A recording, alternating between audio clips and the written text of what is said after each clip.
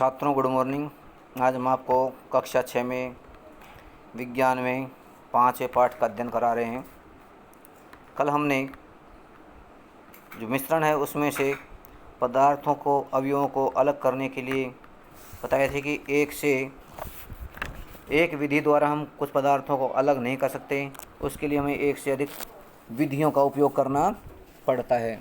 और कल हमने नमक, मिट्टी और जल में से इन पदार्थों को अलग किया था। तो कल हमने वाष्पन और संघनन इन विधियों के बारे में अध्ययन किया। अब कल हमने देखा कि उस मिश्रण में से हमने जितना नमक मिलाया था उतना नमक हमें प्राप्त नहीं हुआ। इसका कारण क्या था?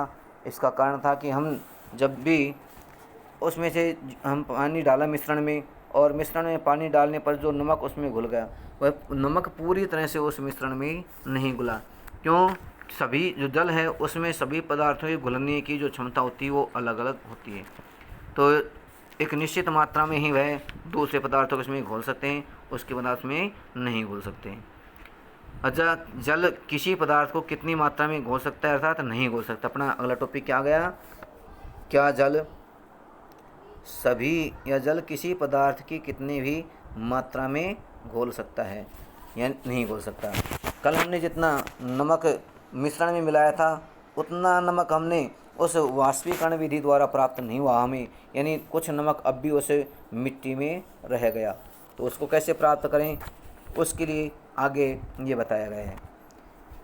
अध्याय पिछले में हमने पढ़ा था कि कई पदार्थ जल में घुलकर विलयन बनाते हैं। कई पदार्थ क्या होते हैं? जल में घुल करके और विलयन बनाते हैं। और कुछ पदार्थ होते हैं जल में घुलते नहीं हैं।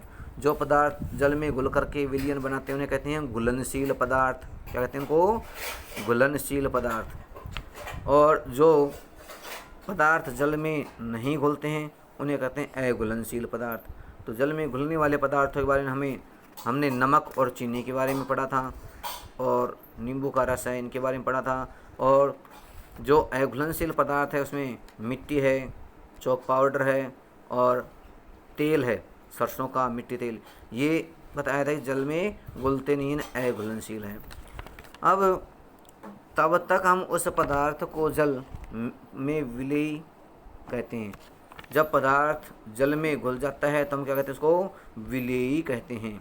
यदि हम जल की मात्रा निश्चित रख कर, यानी एक मात्रा का निश्चित मात्रा रख करके उस पदार्थ की मात्रा निरंतर बढ़ाते जाएं तो क्या होगा? यदि जल की मात्रा निश्चित रखें और मिलाने वाले पदार्थ की मात्रा हम बढ़ाते जाएं तो एक स्थिति ऐसी आएगी जब वह पदार्थ जल में घुलना बंद हो जाएगा। प्रारंभ में तो घुल जाएगा लेकिन उसके बाद वह जल में घुलना बंद हो जाएगा। तब यदि वह जल में अधिक नहीं घुलता है तब वह विलयन संतृप्त विलयन कहलाता है। क्या कहलाता है? संतृप्त विलयन कहलाता है, यानी उसकी संतृप्तता होगी, उसमें और चीज़ नहीं घुल सकती। अब इसके बाद अपना एक क्रियाकलाप दिया है, उसमें देखिए कि किस प्रकार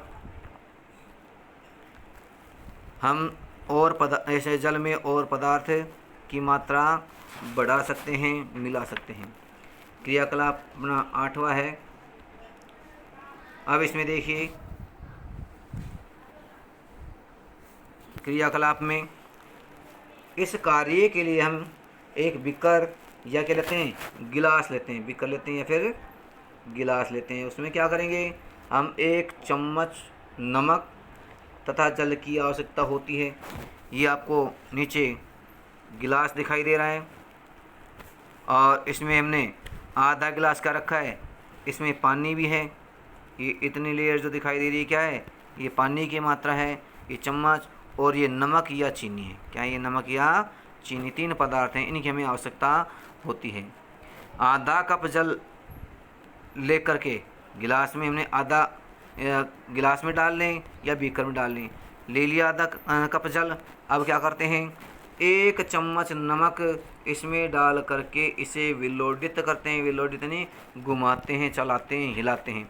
चम्मच से इसको हिलाते हैं ना तो कहते हैं विलोडित करना, चलाना, घुमाना।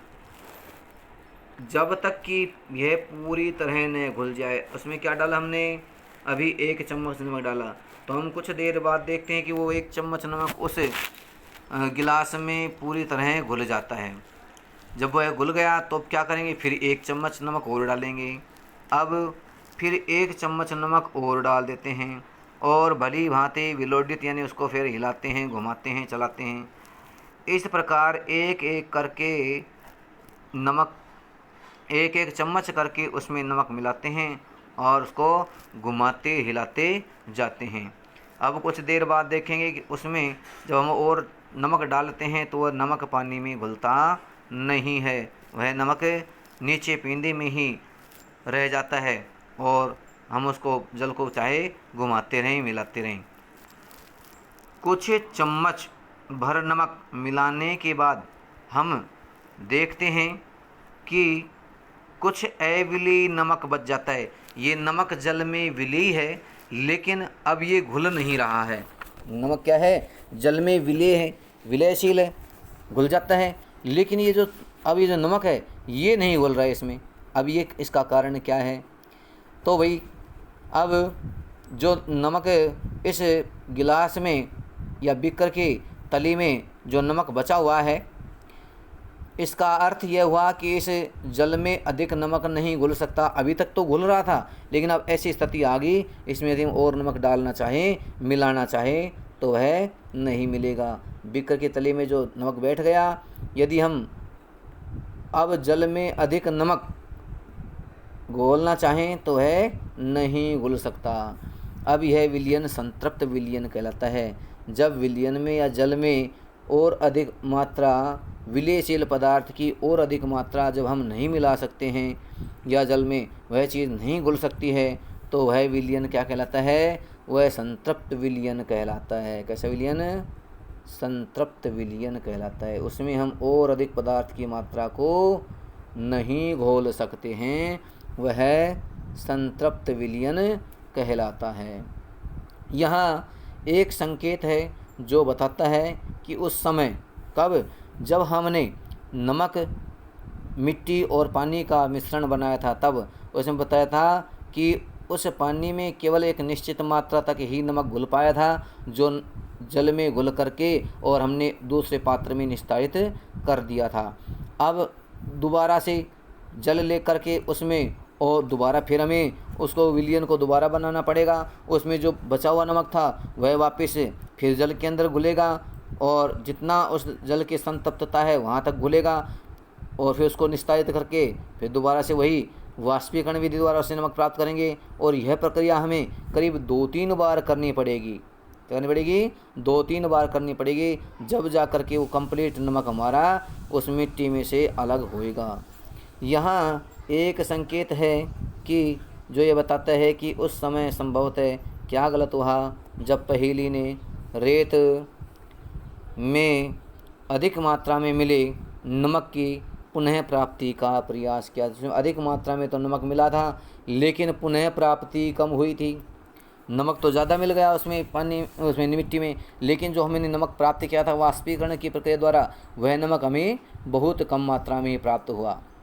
कदाचित कभी नमक की मात्रा संतृप्त विलयन बनाने के लिए नमक की जो मात्रा होती है, ये जितनी मात्रा थी, 500 ग्राम था या 1 किलोग्राम था या 250 ग्राम था, कदाचित नमक की संतृप्त विलयन बनाने के लिए आवश्यक मात्रा से बहुत अधिक थी।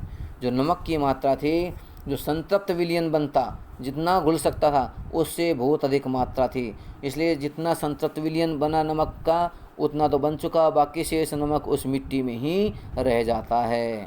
मिट्टी में अविलेय नमक रेत के साथ, अविलेय यानी जो मिला हुआ नहीं है, अविलेय जो घुला नहीं है जल में, अविलेय नमक रेत के साथ मिला रह गया है। रेत में ही वह नमक है जो हम प्राप्त नहीं कर सके, उसे प्राप्त नहीं किया जा सका। जिसे हम प्राप्त नहीं कर सके थे, वह अधिक मात्रा में जल का उपयोग करके अपनी समस्या हल कर सकती थी। या तो उसमें अधिक मात्रा में जल मिलाए या फिर उस प्रक्रिया को 2-3 बार करें तो उससे क्या है, वह पूरा नमक है जल में घुल जाएगा और जल में घुलने के पश्चात हम उसको वाष्पीकरण विधि द्वारा पूरा नमक अलग कर सकते हैं।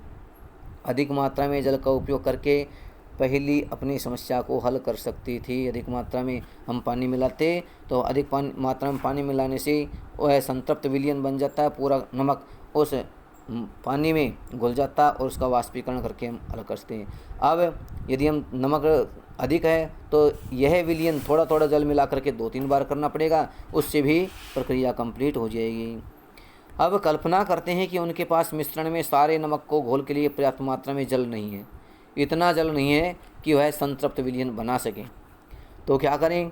तो उसके लिए एक उपाय है, उस पदार्थ को गर्म करना। तो भाई नमक घोलने के लिए पर्याप्त मात्रा में जल नहीं है, जल उसके पास थोड़ा है और उसमें नमक पदार्थ में अधिक है, तो क्या किसी अन्य उपाय के द्वारा यह किया जा सकता है?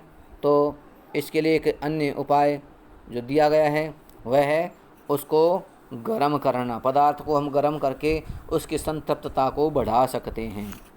पदार्थ को गर्म करके उसकी संतृप्तता को बढ़ा सकते हैं। अन्य उपाय द्वारा जल कोई उसी मात्रा में संतृप्त विलयन बनाने से पूर्व माने पहले से अधिक नमक घोला जा सकता है। हाँ, इसके लिए क्या करेंगे, हम उसको पदार्थ को जल को गर्म करना पड़ेगा। जल को गर्म करने से उसकी जो संतृप्तता है वो बढ़ जाती है, उसमें अब पहले से अधिक नमक घोला जा सकता है। अब पहली नी जो ये करना चाहती है उसके लिए आगे अपना एक दूसरा जो गतिविधि दी है उसके बारे में बताया है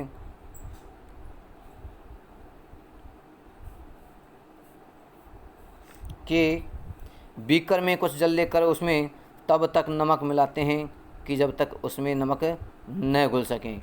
इस प्रकार के जो जल था वह क्या कहलाता है, संतृप्त विलयन कहलाता है। जब तक नमक घुल गया वो संतृप्त, नहीं घुला वो संतृप्त विलयन। अब इस विलयन को क्या करते हैं, गर्म करते हैं। क्या करते हैं, इसको संतृप्त विलयन घुल सके, इस प्रकार नमक को संतृप्त विलयन प्राप्त होता है। और इस विलयन में कम मात्रा में नमक मिलाइए और इसे क्या करते हैं, गर्म करते हैं। अब हम पाते हैं कि बीकर की तली वाले नमक, जो हमें पहले जो नमक बचा हुआ था वह नमक धीरे धीरे करके उस विलयन में घुल गया। क्या हो गया, विलयन में घुल गया। तो इस विलयन को गर्म करने पर क्या हुआ, इसकी संतृप्तता अधिक हो गई और इसमें हम और अधिक नमक घोल सकते हैं। इस प्रकार कम पानी होने पर हम उसको गर्म करके उसमें अधिक मात्रा में विलेयी पदार्थ को और घोल सकते हैं। इस गर्म विलयन को ठंडा होने देते हैं। अब बीकर की तले में पुनः नमक बैठा, जैसे ही ये पानी है ठंडा होगा तो ठंडा होने पर उसमें जितनी मात्रा में गर्म करने पर हमने नमक और अधिक घोला था वह नमक पुनः वापस अपने कणों के रूप में एकत्रित होकर के वापस पुनः उसके पेंदे में, बीकर के पेंदे में बैठता हुआ दिखाई देगा। तो यह क्रियाकलाप सुझाता है कि गर्म करने पर नमक की जो मात्रा है उसमें घोली जा सकती है, यानी उस पदार्थ में हम अधिक मात्रा में नमक को घोल सकते हैं, यानी पदार्थ की संतृप्तता को हम बढ़ा सकते हैं। इसी प्रकार हम देखते हैं जो हलवाई होते हैं वो थोड़े से पानी में अधिक सारी चीनी डाल करके और उसको चाशनी बनाने का कार्य करते हैं। चीनी नहीं मिलती है तो क्या करते हैं, उसको चीनी को उसमें भट्टी पर गर्म करते हैं और गर्म करके उस चीनी क्या बनाते हैं, चाशनी बना लेते हैं। तो इस प्रकार गर्म करने पर जल को उसकी सांद्रता बढ़ जाती है, इसमें दूसरे पदार्थों को घोला जा सकता है।